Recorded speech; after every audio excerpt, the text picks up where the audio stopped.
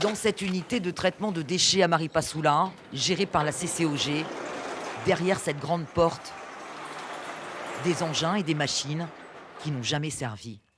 Des bennes à ordures, des tracteurs et surtout cette immense machine, une presse à balles. Cet engin sert à compacter les déchets ménagers. Tout ce matériel est arrivé en 2015 à Maripasoula, financé par l'État. Matériel et locaux, 7 millions d'euros.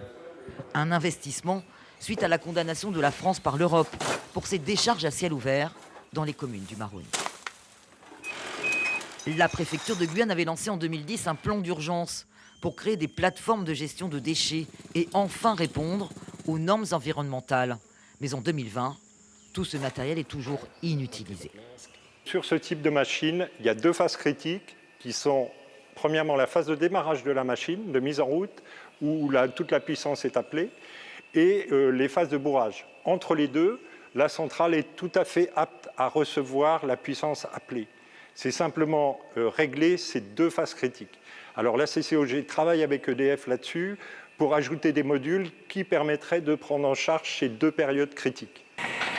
La mise en route de ce matériel est urgente. En 2019, un incendie s'était déclaré sur la décharge de Maripasoula. Il a fallu plus de 2 mois pour éteindre les fumées qui ont pollué l'air de la commune. La décharge est située à proximité de 2 établissements scolaires. Le collège a dû fermer durant 8 jours.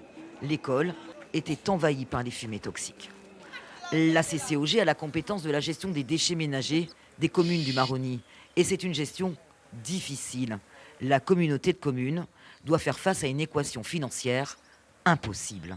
Les déchets, uniquement leur traitement non normé, coûte à la CCOG en gros 5,5 millions d'euros.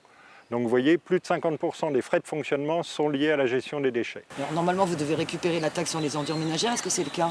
Alors oui, cette taxe d'enlèvement des ordures ménagères, TOM, est récupérée via le Trésor public au travers des taxes locales.